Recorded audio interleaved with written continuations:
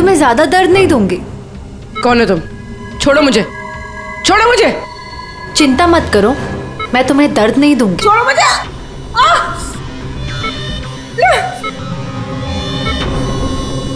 मैंने तुम्हें मना किया था ना कि कुछ दिनों के लिए हम किसी नए लोगों को नहीं लाएंगे, क्योंकि सीआईडी वाले हमें पागलों की तरह ढूंढ रहे हैं। हमारी कोई भी लापरवाही हमें बहुत महंगी पड़ सकती है।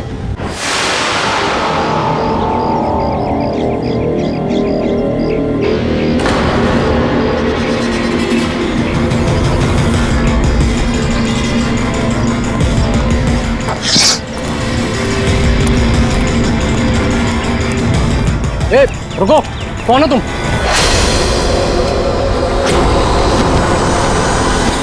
तुम नहीं नहीं, यहाँ तुम नहीं हो सकते।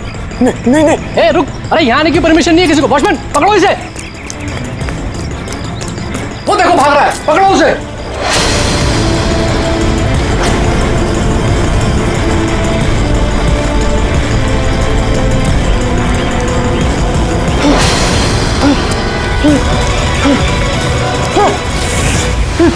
तुम यहाँ भी नहीं नहीं नहीं, तुम यहाँ नहीं हो सकते। नहीं नहीं,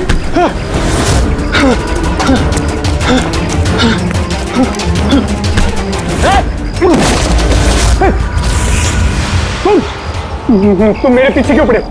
तुम मुझे मार दोगे। अरे कौन है? रुक।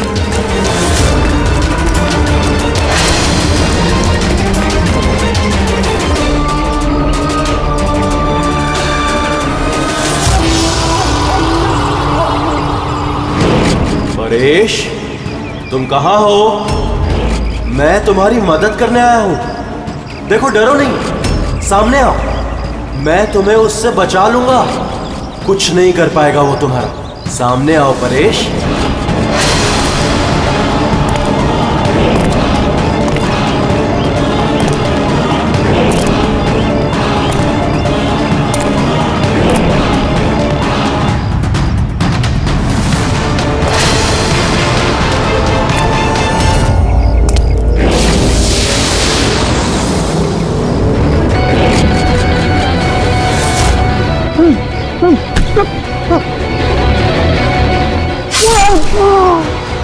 ए, कौन है वहां पे?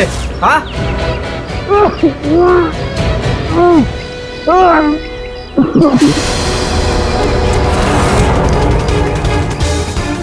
अरे क्या हुआ ये सब?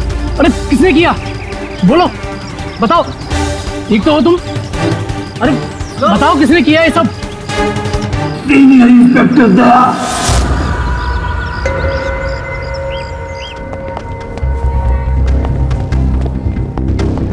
हाँ डॉक्टर साहब, पेशेंट खतरे के बाहर है, लेकिन अभी भी बेहोश है। कौन है, कुछ पता चला? हाँ, इसका नाम परेश है, लेकिन अभी तक बेहोश है। होश में आने के बाद आप लोग मिल सकते हैं। ठीक है डॉक्टर साहब, थैंक यू। वैसे आपने हमें क्यों बुलाया? इनके कारण। इनका कहना है कि हमला करने वाला आप ही की टीम का है। What? क्या बकवास कर रहे हैं आप? सीआईडी का काम होता है आम आदमी को मुजरिमों से बचाना, हमला करना नहीं, समझा? सब सच बकवास ही लगता है, लेकिन ये बकवास नहीं है, क्योंकि पीड़ित ने खुद मुझसे कहा है। क्या बताया उसने? किसने हमला किया उस पर, बताओ। दया। What? क्या क्या बोल क्या रहे हो? मैंने उस पर हमला किया? हाँ, उसने मुझसे यही कहा है कि आपने ही उस पर हमला किया है और आप उसे जान से मारना चाहते हो। क्या? मैं उसकी जान लेना चाहता हूँ? हाँ सर, मुझे लगता है कि आपको दया को अरेस्ट कर लेना चाहिए। हमें हमारा काम बताने की जरूरत नहीं है, समझा? मुझे पता था कि आप अपने कलीग का ही साथ देंगे। देखा, चोर चोर मौसेरे भाई। ज्यादा जज मत बन, समझा? और तुम्हारी सर्टिफिकेट की जरूरत नहीं है हमें। परेश को कैसे जानते हो तुम? मैं उसे नहीं जानता सर। तो फिर? सर, ये हमारी कंस्ट्रक्शन साइट पर हमें मिला था। हमें देखकर ऐसे बिहेव कर रहा था कि जैसे इसने कोई भूत देख लिया हो, और फिर एकदम से अंदर भाग गया। और थोड़ी देर बाद इसकी चीख हमें सुनाई दी। जब हम वहां पहुंचे तो वो बुरी तरह जख्मी हालत में पड़ा था, और उसने उसी हालत में हमें बताया कि उस पर हमला दया ने किया है। मैं एक समय पे दो जगह पे नहीं हो सकता। मैं सुबह से ब्यूरो में था। तसल्ली के लिए तुम वो सीसीटीवी फुटेज देख सकते हो, समझे? लेकिन फिर उसने आपका नाम क्यों लिया? एक काम कीजिए, अब जाइए यहाँ से, जाइए, बहुत बोल दिया। Thank you very much doctor साहब। समझ में नहीं आ रहा था, जब तुम ब्यूरो में ही थे तो फिर परेश ने ऐसे क्यों कहा कि दया ने उस पर हमला किया?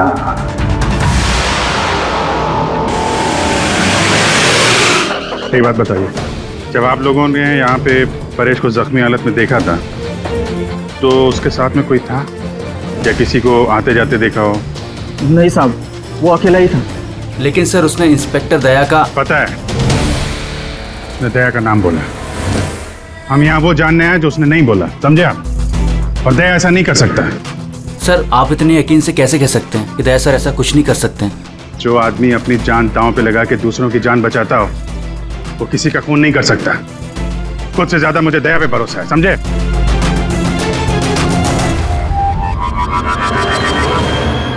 आसपास चेक करते हैं, शायद कोई सबूत मिल जाए।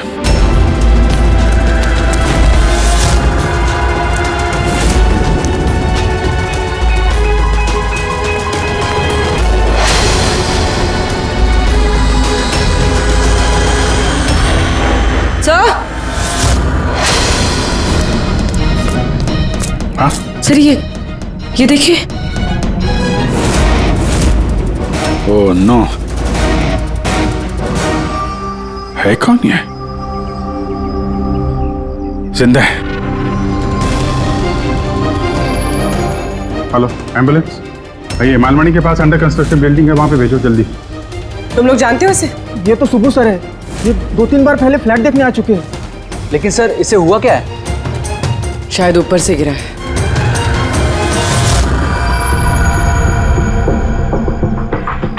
ऊपर से गिरा है या फिर गिराया गया है? पेशेंट की कंडीशन स्टेबल है, ये बहुत जल्द होश में आ जाएगी। गुड।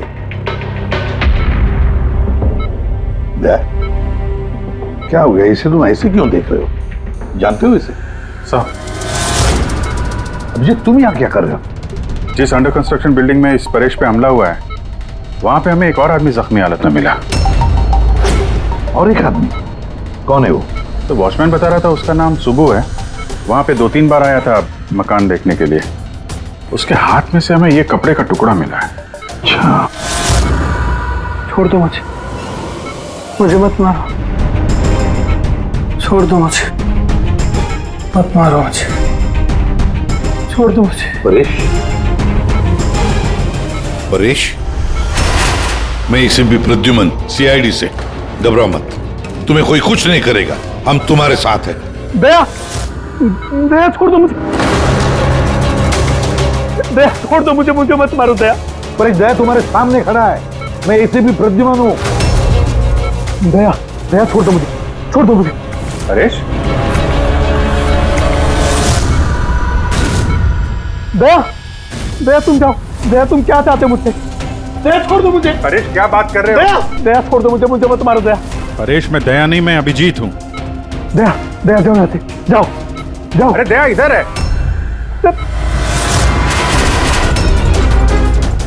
दया छोड़ दो मुझे मत मारो दया।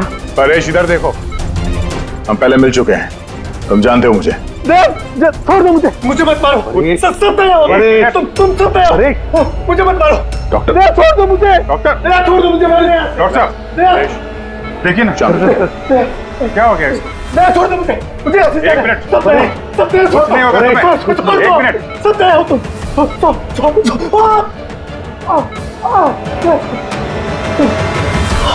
दया हो तुम सब दया हो।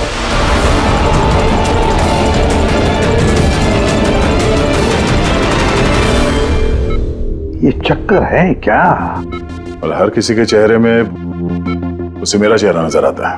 हाँ वही तो, इसलिए जब उसने उस आर्किटेक्ट को, उसके असिस्टेंट को, उस वॉचमैन को देखा तो ऐसे बर्ताव करने लगा जैसे उसने भूत देखा है।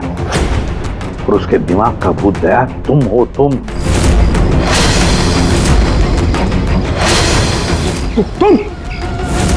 और इसीलिए उसे लगता है कि तुमने उस पर हमला किया है, क्योंकि हमलावर में भी वो तुम्हें ही देख रहा होगा। तो मेरी समझ में ये बात नहीं आ रही सर कि मेरा ही चेहरा क्यों? दया, तुम कह रहे थे ना इसे तुम पहले से जानते हो। कैसे? सर लगभग 15 साल पहले मैंने इसे गिरफ्तार किया था सर। हाँ, और 2 साल पहले ये जेल से छूट गया और पिछले 2 साल में अलग अलग केस में मैंने इसे 2 बार अरेस्ट किया सर। अभिजीत, ये परेश पुराना मेहमान है दया का। और परेश पे हमला किया किसने और क्यों?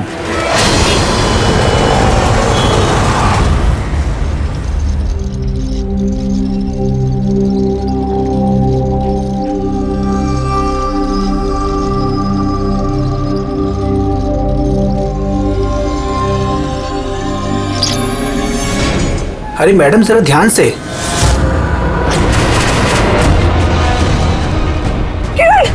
कौन किरण? मैं कोई किरण नहीं हूँ। अरे क्या कर रही मैडम, क्या कर रही हैं आप? आपको कुछ गलतफहमी हो रही है मैम। अरे मैडम, आप ठीक तो हो ना? किरण? कौन किरण?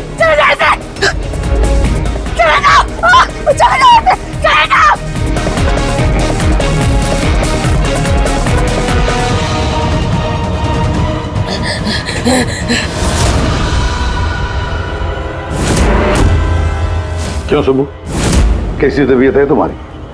सर पैर की हड्डी टूट गई है और बाकी इधर उधर थोड़ी सी चोटें लगी हैं। मुझे एक बात बताओ, क्या हुआ था उस दिन? हाँ?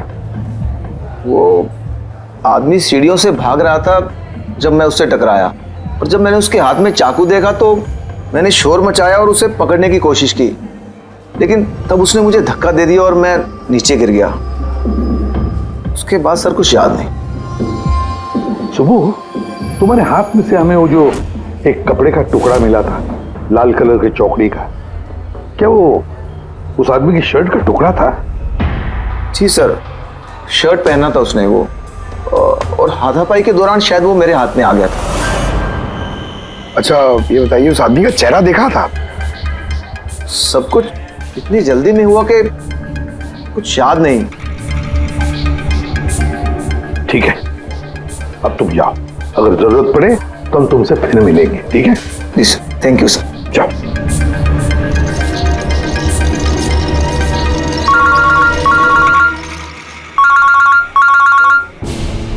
आदया, क्या?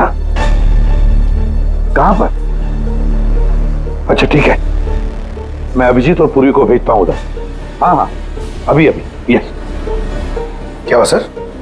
दया बता रहा था कि किसी सुपरमार्केट में एक औरत आसपास के सभी लोगों पर हमला कर रही थी और हर एक को किरण किरण किरण नाम से पुकार रही थी।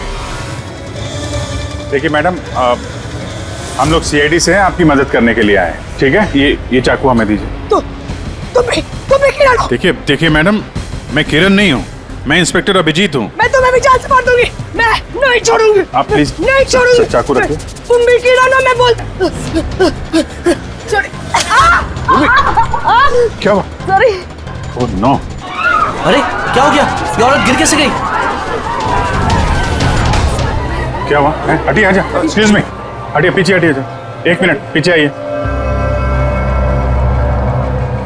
हुआ क्या है इसको? मैडम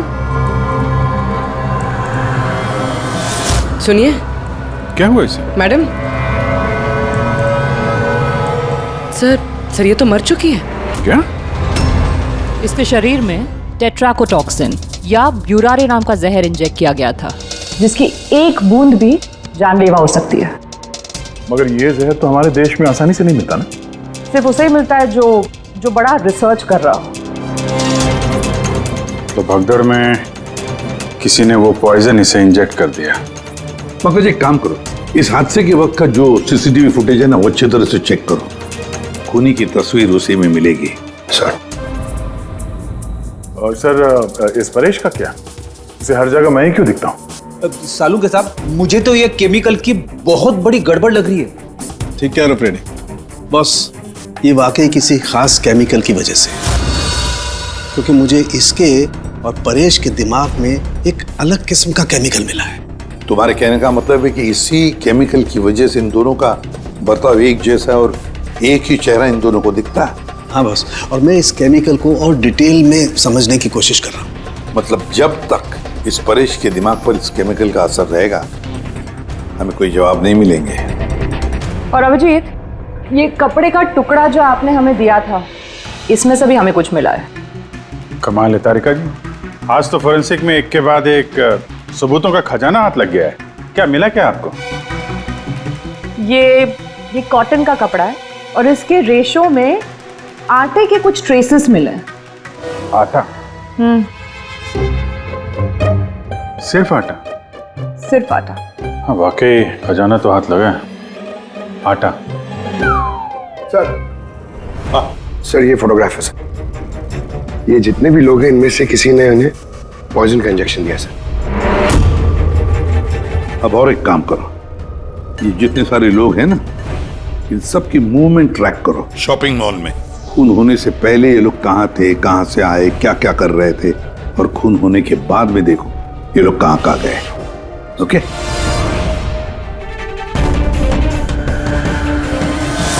सर मैंने इस औरत का बैकग्राउंड चेक किया। इसका नाम शिप्रा है। ये एक हाउसवाइफ थी। सर परेश तो फिर भी एक मुजरिम है, उसके कई दुश्मन हो सकते हैं, लेकिन इसकी किससे क्या दुश्मनी हो सकती है? वजह तो कुछ भी हो सकती है पूर्वी, लेकिन एक बात कॉमन है शिप्रा और परेश के बीच में, उन दोनों के ब्रेन में वही केमिकल मिला है। तो उन दोनों का दुश्मन भी एक ही हो सकता है। इस किरण के बारे में क्या पता चला?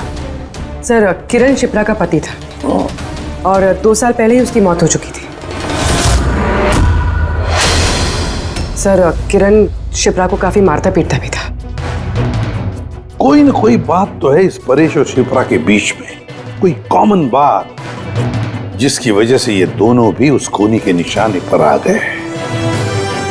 क्या हो सकती है वो कॉमन बात? क्या हो सकती है? सर मैं परेश के पड़ोस में पिछले 5 साल से रहता हूँ, पर अजीब बात है सर, ना मैंने उसे कभी देखा, ना कभी मुलाकात हुई। और कोई नहीं है परिवार में उसके? सर उसके पिताजी थे, जिनकी मौत तब हो गई थी जब वो जेल में था, और कोई नहीं है। सर शिप्रा का हस्बैंड बहुत स्ट्रिक्ट था। वो उससे मिलना तो दूर, किसी से बात तक करने अलाउ नहीं करता था। इनफैक्ट वो तो उसको मारता पीटता भी था। सर उसके हस्बैंड के डेथ के बाद ना मैंने बहुत कोशिश की कि मैं उससे बात करूं, उससे पूछूं, लेकिन उसने इंटरेस्ट नहीं रखा। अच्छा, उसका कोई करीबी दोस्त, कोई रिश्तेदार नहीं था क्या? सर मुझे नहीं लगता कि होगा। ऐसे शिप्रा और परेश दोनों की जिंदगी में एक बात कॉमन, दोनों जिंदगी में अकेले थे, ना कोई दोस्त ना कोई रिश्तेदार। सर दोनों में एक चीज कॉमन है। क्या? सर हमने परेश और शिप्रा का कंप्यूटर चेक किया, तो उनकी कंप्यूटर हिस्ट्री से पता चला है कि दोनों ने ही ऑनलाइन सपोर्ट ग्रुप ज्वाइन किया था। अच्छा, ऑनलाइन सपोर्ट ग्रुप मतलब? सर ये ग्रुप्स है जो डिप्रेशन, लोनलीनेस, ड्रग एडिक्शन और अल्कोहलिज्म में फंसे होते हैं, उनकी काउंसलिंग करता है और उनकी मदद करता है। सर शिप्रा ने 2 हफ्ते पहले ही एक ऐसा ग्रुप ज्वाइन किया था जो शादीशुदा जिंदगी में परेशान लोगों की मदद करता है, और परेश ने अपने अकेलेपन से निकलने के लिए पिछले महीने ही ऐसा ग्रुप ज्वाइन किया था। अजीब इत्तेफाक है, दोनों ने ऑनलाइन ग्रुप ज्वाइन किया और दोनों को एक ही तरीके की परेशानी हुई। कुछ पता चला इस ग्रुप के बारे में? सर हमारा साइबर एक्सपर्ट राज इस ग्रुप को ट्रेस करने की कोशिश कर रहा है, जल्दी कुछ पता चल जाएगा। सर सर शिप्रा का खून इसी आदमी ने किया। जिस वक्त उसका खून हुआ था उस वक्त जितने भी लोग मौजूद थे, ये सबसे ज्यादा अजीब है सर। जिस वक्त अभिजीत सर और पूर्वी सुपरमार्केट पहुंचे थे, ठीक उसी वक्त ये आदमी वहां पहुंचा था सर, और भीड़ में घुस गया था, और जब शिप्रा की मौत हुई तो फटाफट वहां से भाग गया। रेडी, काम करो, हमारा डेटाबेस चेक करो, शायद इसके बारे में कुछ पता चले, कोई लीड मिल जाए। इसका मतलब है सर ये खूनी सुपरमार्केट में कुछ खरीदने नहीं बल्कि शिप्रा को मारने के लिए आया था।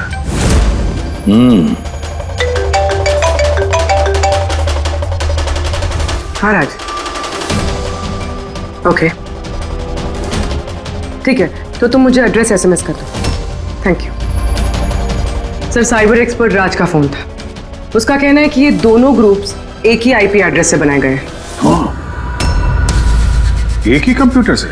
हाँ सर। आईपी का एड्रेस मिला है? हाँ सर, अंधेरी में एक प्रिंटिंग शॉप है, ये दोनों ग्रुप्स वहीं से बनाए गए हैं। बस तो फिर अभिजीत, तुम और पूर्वी जाओ वहां पर और देखो कौन है इस सबके पीछे और उसका क्या कनेक्शन है। सर क्या सोच रहे होते हैं? सर नहीं, पंकज ने भी बताया कि वो खूनी शिप्रा को मारने के इरादे से ही आया था। तो फिर सर उसे पता कैसे चला कि शिप्रा वहाँ सुपरमार्केट में है और वो लोगों पे हमला कर रही है? वो शिप्रा को फॉलो कर रहा होगा सर। अगर फॉलो कर रहा था तो अभिजीत और पूर्वी के वहाँ सुपरमार्केट में पहुंचने से पहले वो मार के निकल जाता, बाद में नहीं मारता उसे। अभिजीत को सुपरमार्केट पहुंचने में 20 मिनट लगे और खूनी को भी वहां पहुंचने में 20 मिनट लगे। तो इसका मतलब है दोनों को भी खबर एक ही वक्त पहुंची थी। सर कहीं ऐसा तो नहीं कि इंफॉर्मेशन खूनी को हमसे ही गई हो? हमारे यहां से इंफॉर्मेशन? हाँ हो सकता है। क्या कहीं ऐसा तो नहीं कि जब हम परेश को देखने गए थे हॉस्पिटल में उस वक्त खूनी वहां पर मौजूद था और उसने मेरी बातें सुन ली हो? खूनी हॉस्पिटल में कर क्या रहा था? क्या परेश खूनी के हाथों पहले तो बच गया था। हो सकता है खूनी अपना अधूरा काम पूरा करने हॉस्पिटल आया था, परेश को खत्म करना चाहता था इसलिए।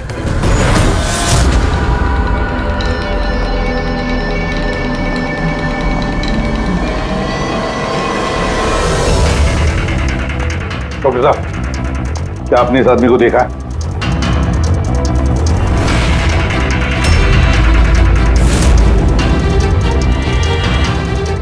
भाई साहब, ये आदमी को देखिए जरा। इस हॉस्पिटल में इसको देखा है कहीं? हाँ, इसको तो मैंने देखा है। कहाँ देखा है? वहाँ वेटिंग रूम में।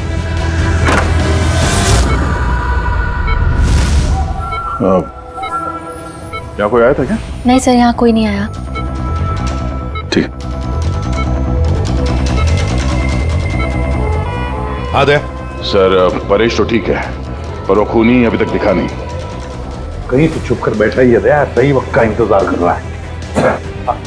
वेटिंग रूम में भी चेक किया सर, वहां भी कोई नहीं है। तो यही पता है पर कहाँ छुप कर बैठा है ये?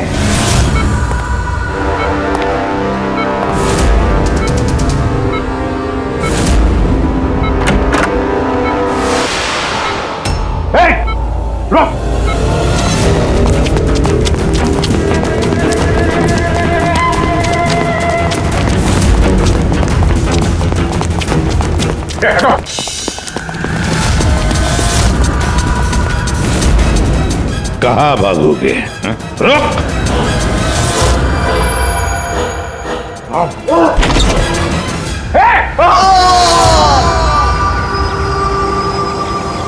My God!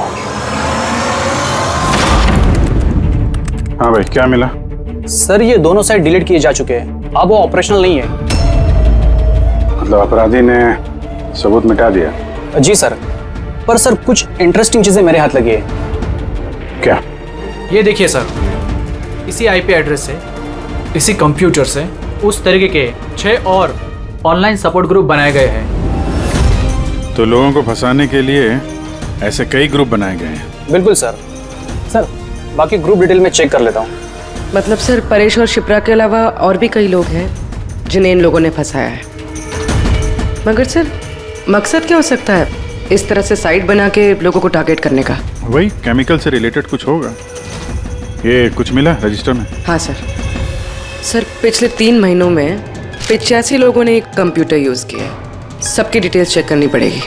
ठीक है सर। ये देखिए 6 में से 5 ग्रुप डिलीट किए जा चुके हैं, लेकिन अभी भी एक सपोर्ट ग्रुप एक्टिव है और अभी भी उसे कोई ऑपरेट कर रहा है। Enhancing the life of lonely people.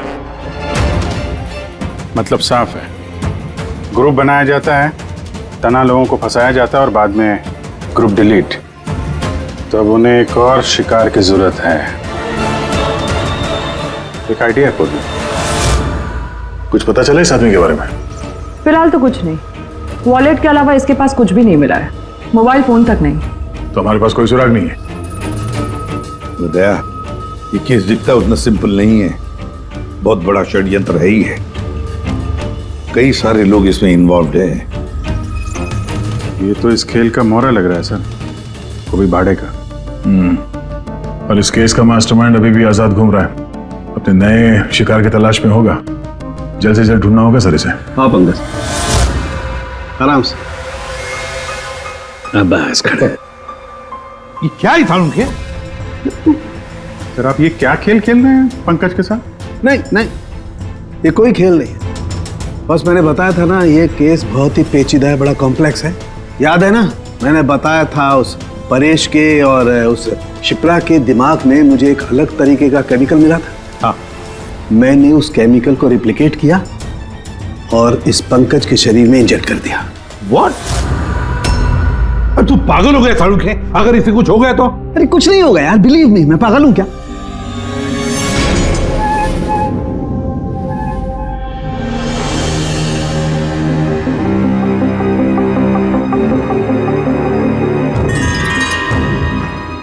Pankaj, अब आंखें खोलो, देखो तुम्हारे सामने कौन खड़ा है। तो फ्रेडी सर है। ग्रेट, ये फ्रेडी सर है ना।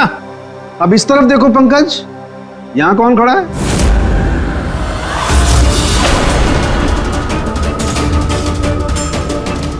ये कैसे हो सकता है? ये इधर फ्रेडी सर, यहाँ फ्रेडी सर।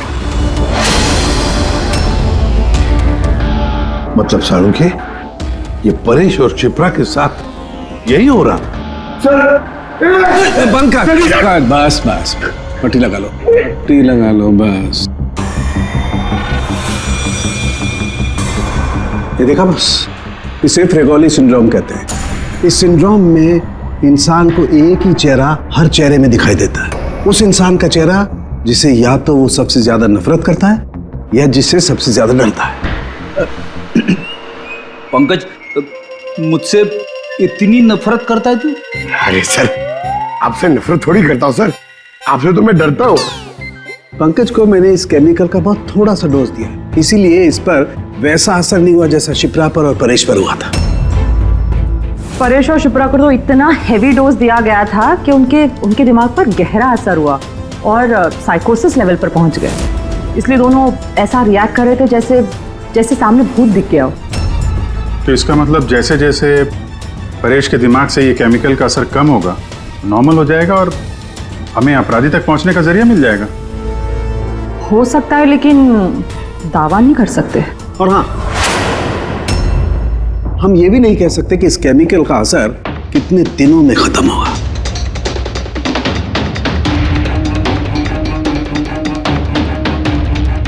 अगर हम परेश के ठीक होने का इंतजार करेंगे तो बहुत देर हो जाएगी।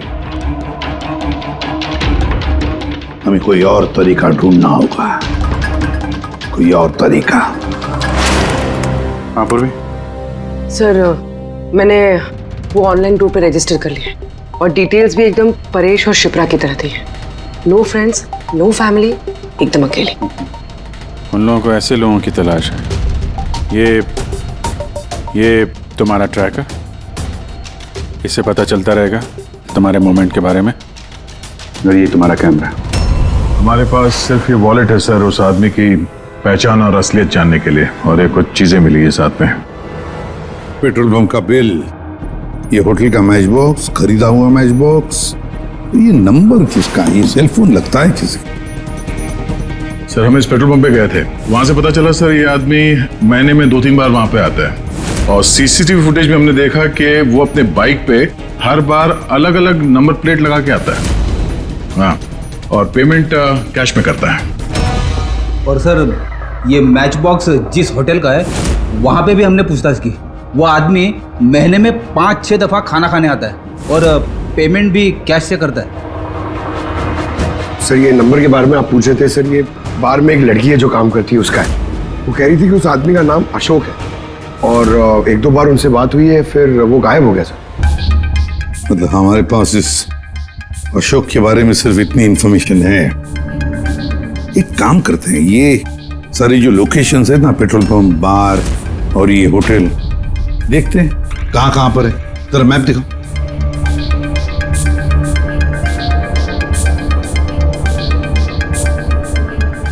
ये वो जगह है जहाँ पे वो पेट्रोल पंप है। सर यहाँ पे बाहर है सर। और सर ये होटल है। बार, ये होटल, पेट्रोल पंप। दया सर, ऐसे नहीं लगता तुम्हें? देखो ना कि ये सारे के सारे लोकेशंस 1 किलोमीटर के दायरे में है यहाँ से। हो सकता है सर उसका घर या ऑफिस इस जगह के आसपास ही कहीं। Are you ready? I'm ready, sir. चल सर मैं रेडी। अरे वाह, बहुत अच्छा गेटअप है। इसके घर का क्या किया? सर पूर्वी के लिए भाड़े पे 1 हफ्ते के लिए घर लिया। I mean, अल्पा के लिए। अल्पा, ठीक है, गुड। लेकिन पूर्वी, चौकन्ना रहना, उनका पहला कदम क्या होगा हमें पता नहीं है। Yes. Good luck. Thank you sir. अब एक काम करते हैं, इस 1 किलोमीटर के दायरे में इस अशोक का फोटोग्राफ दिखाते हैं, सबको दिखाते हैं। शायद कोई निकले जो इसको जानता हो।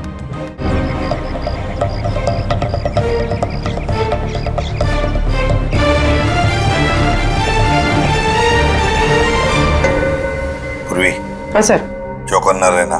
सर यहाँ पे तो सब ठीक है।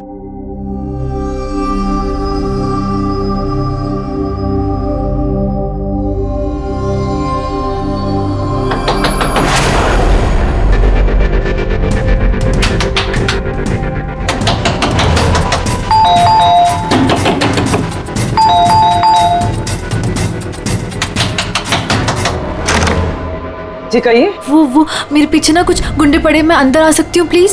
1 मिनट। हाँ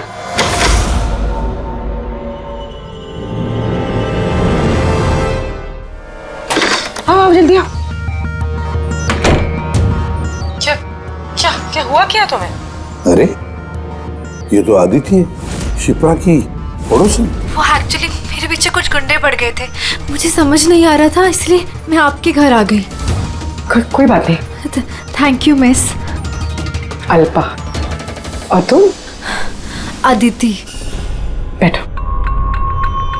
अब प्लीज मुझे 1 गिलास पानी देंगे प्लीज? अभी लाती हूँ।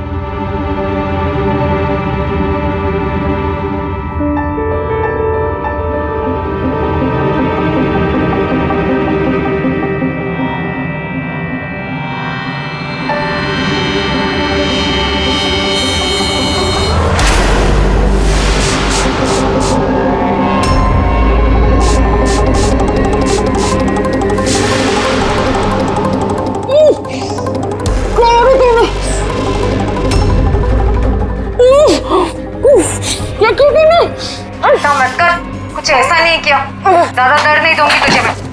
पूर्वी,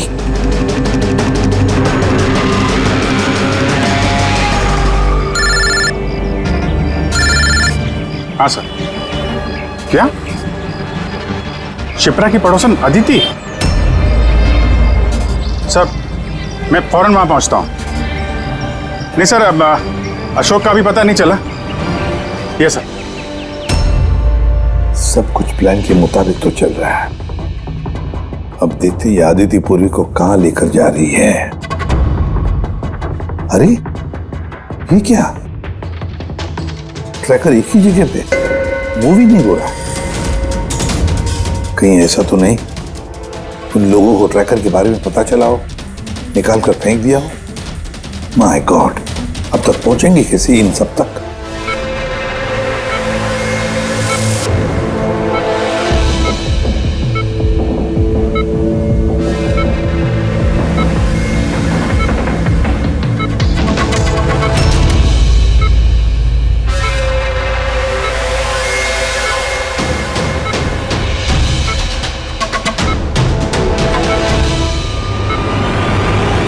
चलो, तुम्हारे दवा का वक्त हो गया है, अब अच्छे बच्चे की तरह दवा लो।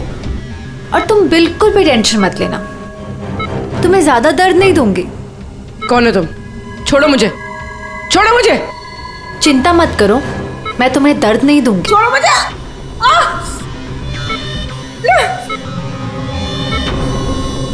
मैंने तुम्हें मना किया था ना कि कुछ दिनों के लिए हम किसी नए लोगों को नहीं लाएंगे, क्योंकि सीआईडी वाले हमें पागलों की तरह ढूंढ रहे हैं। हमारी कोई भी लापरवाही हमें बहुत महंगी पड़ सकती है। सर, अदिति का घर बंद था, दरवाजा तोड़ के हम लोग अंदर भी घुसे पर कुछ हाथ नहीं लगा सर। इस अशोक का भी कुछ पता नहीं चल रहा है। सर ऐसा लग रहा है हमारे लिए सारे रास्ते बंद हो गए।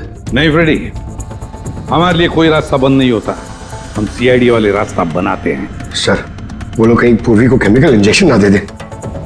नहीं, कुछ नहीं करेंगे वो लोग, पूरी को कुछ नहीं होगा। कोई तो बात हम मिस कर रहे हैं, कोई तो बात है जो हमसे छूट रही है, पर क्या क्या हो सकती है वो बात? सर, वो कपड़े का टुकड़ा जो हमें सुबह के हाथ में मिला था,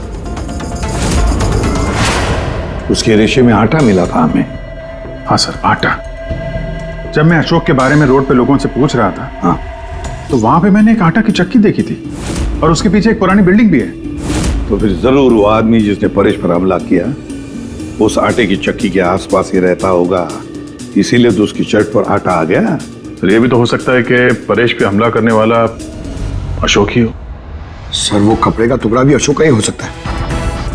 ये भी हो सकता है कि परेश पे हमला करने वाला और ये अशोक दोनों एक गैंग के लिए काम करते हो और वो गैंग आटे के चक्की के आसपास होगा।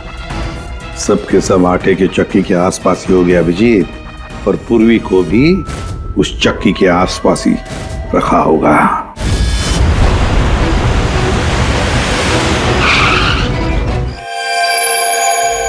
कोई अपने जगह से नहीं लेगा, कोई भी नहीं। पूर्वी कहाँ है? अदिति, पूर्वी कहाँ है?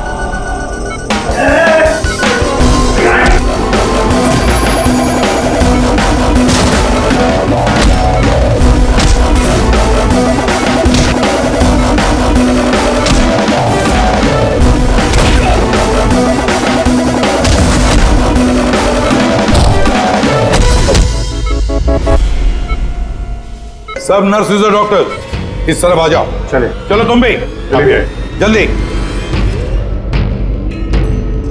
डॉक्टर अदिति, पूर्वी कहाँ है? पूर्वी कहाँ है?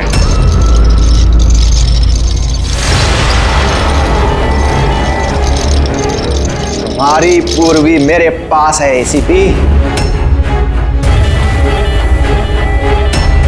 सुब्बू, तुम? हाँ, मैं, जिसे तुम लोग यहां वहां खोज रहे थे ना, वो तुम लोगों के साथ ही था। मुझे देखकर अफसोस तो हो ही रहा होगा ना। मुझे पता था सीआईडी कोई भी काम अधूरा नहीं छोड़ेगी, इसलिए मैं अपना हर कदम फूंक फूंक कर रख रहा था। लेकिन इस अदिति की बेवकूफी की वजह से सब गड़बड़ हो गया और मुझे फंसाने के लिए तुमने अपने इस ऑफिसर को मेरे पास भेज दिया। लेकिन अब ये मेरे जाल में फंस चुकी है और मुझे यही यहां से बाहर निकालेगी। तुम्हें क्या लगता है पूर्वी की आड़ लेकर तुम हमसे बच जाओगे? नहीं, लगता नहीं है, ऐसा ही होगा। अगर तुम अपने इस बहादुर ऑफिसर को जिंदा देखना चाहते हो तो मुझे यहां से जाने दो, नहीं तो मैं ये केमिकल इसके अंदर इंजेक्ट कर दूंगा और उसके बाद क्या होगा तुम लोग सब जानते हो। पर ये सब तुम क्यों कर रहे हो? हाँ? अपने बेटे रवि के लिए। अपने बेटे के लिए? हाँ, मेरे बेटे को पार्किंसन नाम की बीमारी है। मैं अपने केमिकल से उस बीमारी का इलाज ढूंढ रहा हूं और मैं जिस फार्मा में काम करता हूं वो मुझे इंसानों पर उसे ट्राई करने नहीं देती।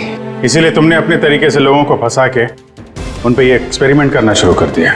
अगर मैं ऐसे नहीं करूंगा तो मैं सही इलाज तक नहीं पहुंच पाऊंगा। कैसे पता चलेगा मुझे कि इन केमिकल्स का इंसानों पर रिएक्शन क्या होता है? और इसीलिए तुम सपोर्ट ग्रुप में ऐसे लोगों को टारगेट करते थे जो अकेले रहते थे, ताकि अगर वो गायब भी हो जाए तो किसी को भनक ना लगे और तुम उन पर अपने एक्सपेरिमेंट्स आराम से करते रहो। हाँ? अकेलेपन से जूझ रहे परेश को मैंने अपने सपोर्ट ग्रुप के जरिए फंसाया और उस पर एक्सपेरिमेंट शुरू किया। लेकिन इन सबकी गलती की वजह से वो यहां से भाग निकला और तुम लोगों के हाथ लग गया। नहीं तो मेरा प्लान कभी फेल नहीं होता। तभी तुम उसकी जान के पीछे पड़े हुए थे। मैं तो उसे अंडर कंस्ट्रक्शन बिल्डिंग में ही मार डालता, लेकिन वो आर्किटेक्ट बीच में आ गया।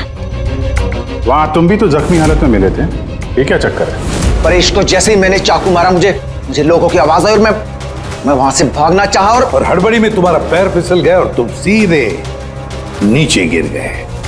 मैं तो वहां से भी भाग जाता, लेकिन मेरे टूटे हुए पैर की वजह से मैं भाग नहीं पाया। और इसीलिए तुमने विक्टिम होने का ढोंग किया, ताकि तुम सेफ भी रहो और किसी को तुम पे शक भी ना हो। और तभी तुम लोगों की नजर मुझ पर पड़ी। और शिप्रा का क्या?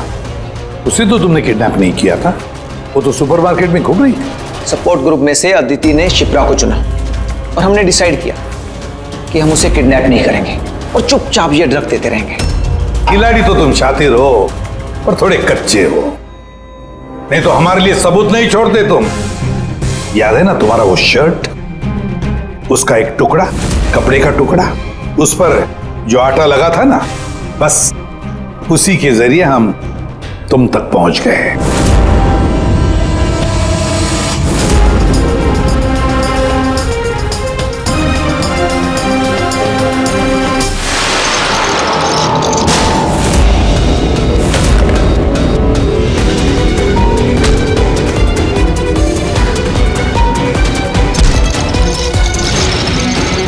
पूर्वी,